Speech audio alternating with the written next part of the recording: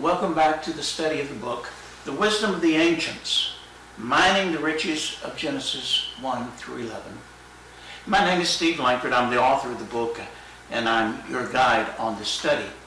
And in this session, we'll be dealing with the first of those 5 great epic stories that you find in Genesis 1 through 11. We'll be dealing with Genesis 1, the story of creation. You may want to take just a moment to pause the video and to read the story once again as we begin to explore it. When you think of the story of creation, the story found in Genesis 1 through chapter 2, verse 3, what do you think it teaches? What is its main point, its main thrust? My guess is the common way of understanding Genesis 1 is to say that God created the world. And some would say maybe that God created the world in 6 literal days. But would you ever think of this great narrative as a message of hope in the midst of chaos? A message of encouragement? Or would you ever consider it to be an expression of political defiance? Well, let's look at this beautiful passage. The text is actually a very carefully crafted, intricately designed, poetic narrative. Of all of the 5 stories, it is probably the most modern. It was composed during that period of Israel's time known as the Babylonian exile, sometime after 586 and before the year 200 of the Common Era. This beautiful story describes God speaking the world into being. It begins with 3 descriptors of what the world was like as God began to create it. It was like a potter beginning to work with a lump of clay before it began to take shape. There are 3 phrases that describe what the world was like. In the beginning, when God created the heavens and earth, the earth was a formless void, and darkness covered the face of the deep. And a wind from God swept across the face of the waters. Look at those 3 descriptors. The first is, it was a formless void. There was an emptiness that had no form, shape, or structure. And then the second phrase is that darkness covered the face of the deep. And then the third is that a wind, or the Spirit of God, blew across the face of the waters. God breathed across the face of the waters. That description then is followed by the 6 days of creation. And in those 6 days, we find a repeated pattern. God said, and it was so. What God said came into being just by him speaking it. And God saw, and there was evening and there was morning. This formula is repeated in all 6 of those days. But beginning with day 3, there is an addition added to that formula. God said, and it was so, and God saw that it was good. And there was evening, and there was morning. And when we get to the 6th day, you'll see that it is not only good, but it is very good. Now, in these 6 days, God addresses these conditions by which the world is described. On the first day, God creates light. On the second day, God separates the waters above from the waters below, that is, the sky and the seas. On the third day, God separates the dry land from the seas, so that dry land emerges out of the waters that are below. And on that day, there's a second act of creation. When the dry land has been created, that God creates all of the vegetation for that dry land. Now notice that what God is doing in the first day is to address the darkness that covered the earth in its original form. Darkness on the first day. Darkness covered the face of the deep, the face of the waters. And so the deep is addressed on days 2 and 3. And notice that what God is doing in each of these days of creation is creating a distinction between the light and the darkness, the waters above, the waters below, the waters and the dry land. God is bringing structure to that which was formless. Now, on the next 3 days, God begins to address the emptiness.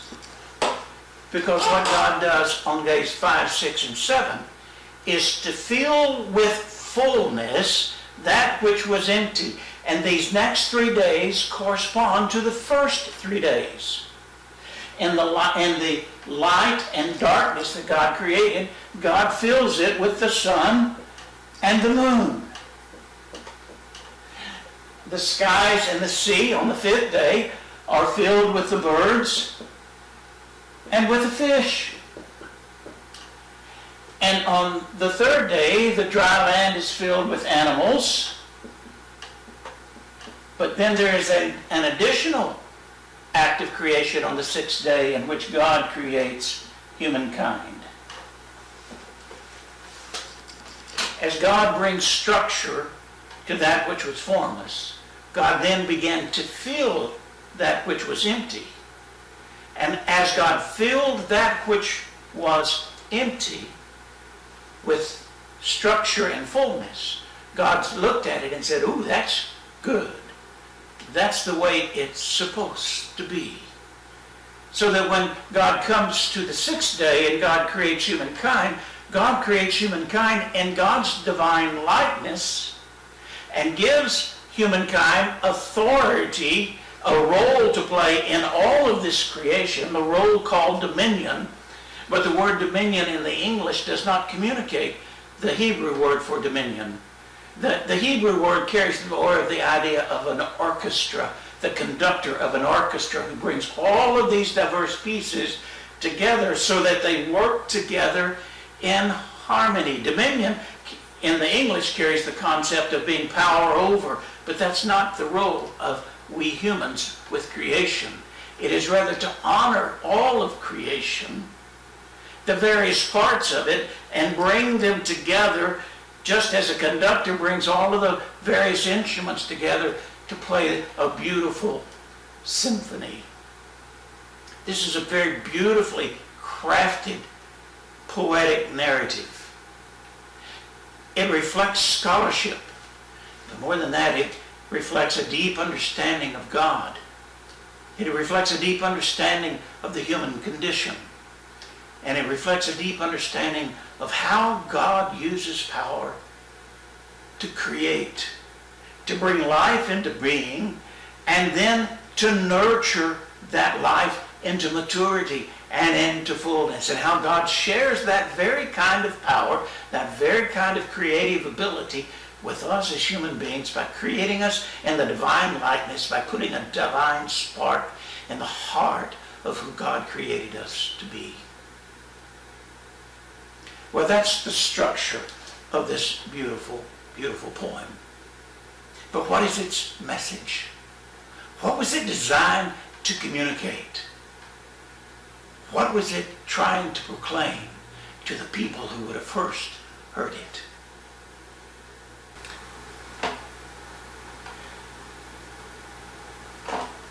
As I introduced this study, I asked the question, did you ever consider this story of creation to be a word of encouragement, a word of hope in the face of chaos?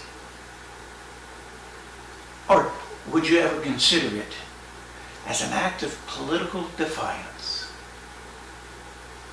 Let me tell you about the background to this great story. It was written during that period of time called the Babylonian captivity, somewhere between 586 and 525 BC, before the birth of Christ. During the Babylonian captivity, the people of Judah were taken out of their homeland in Judah and transported, deported to Babylon, where they lived as refugees. Everything that gave structure and meaning to their lives was taken from them. They lost their nation along with the Davidic kingship. They lost the temple, it was destroyed, along with their ritual for worshiping God. They lost their ancestral homes. They lost many their families. Everything that gave structure and meaning to their lives had been taken from them by a dominating oppressor. In Babylon, they lived in this sense of darkness, in the midst of chaos in a foreign land in which they did not know how to function. Their lives in exile could be described in the same way that the earth was described before God started creating it. Formless, void. All the structure was gone. Their lives were empty. Darkness now covered their lives and their hopes. The waters, the deep, was a symbol of chaos and of evil. Their lives were chaotic. They felt abandoned by God, forgotten, as though God had thrown them away. In the midst of that kind of situation, some Hebrew poet penned this beautiful poetic narrative to say that in the midst of chaos, God had not abandoned them, but a wind from God was blowing across the face of that day darkness. The Spirit of God was at work in ways that they could not see. And before God was through working, God would have brought structure back to that which was formless. God would have filled their lives, which were now seemingly empty. And before God was through, God's work would be called good, very good. It was a word of hope. It was a word of encouragement in the midst of the chaos in which they lived. But it was also a word of political defiance. You see, the ancient Babylonians had their own creation story, their own creation myth. It's one of the oldest creation stories ever written down. And they celebrated that ancient myth every New Year's Day.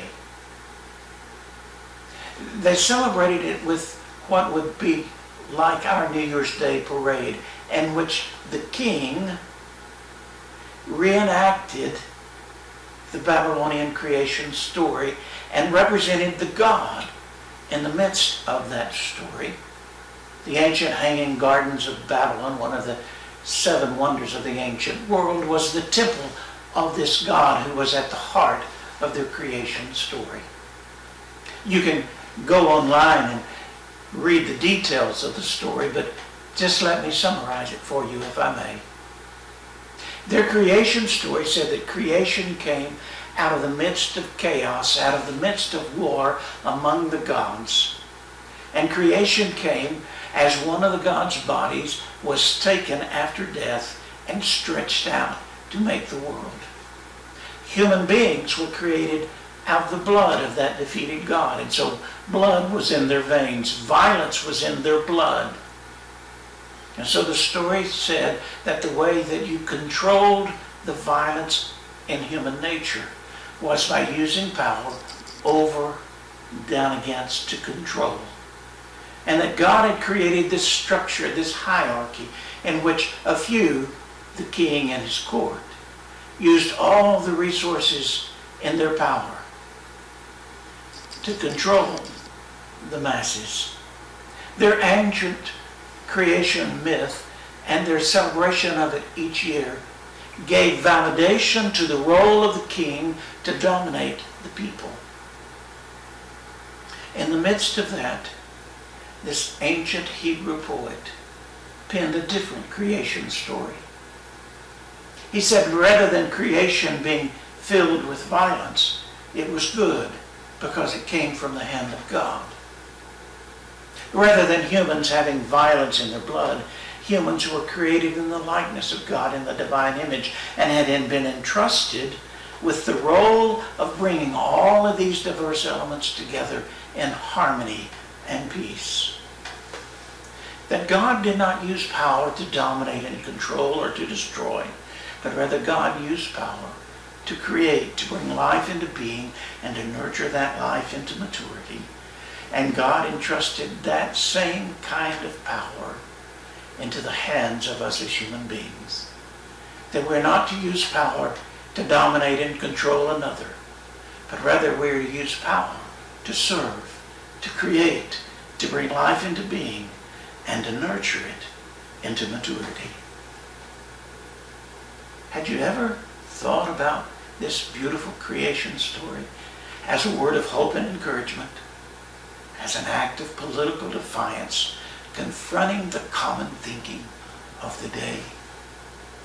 After all, that's what it means to be the people of God. To live out of step with the world. To see the world through different eyes. And to live differently.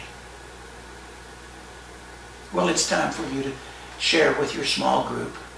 Take a few moments and reflect on what you've heard.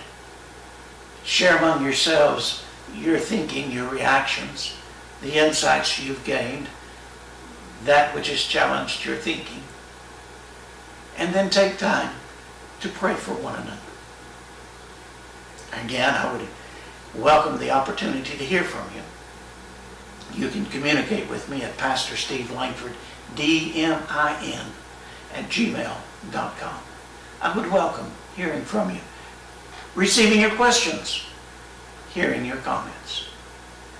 Well, until our next session, I pray that the Spirit of God will open your hearts and minds to the truths found in these great narratives. And the Spirit will use those truths to enrich your spiritual life. Until our next session, I pray for you the peace of Christ.